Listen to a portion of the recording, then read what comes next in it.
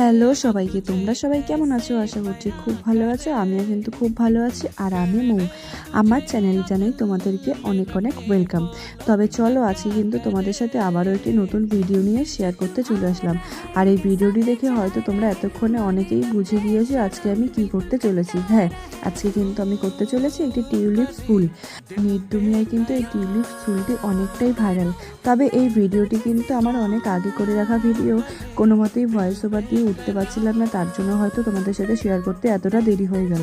তবে চলো, এই টিউলিপসটি আমি কেমনভাবে তৈরি করেছি সেটারই ডিটেলস কিছু তোমাদের সাথে শেয়ার করব। এখানে কিন্তু নিয়ে নিয়েছি হট গ্লু গান, পেস্তার সেল, আর নিয়ে নিয়েছি মাস্কিন টেপ।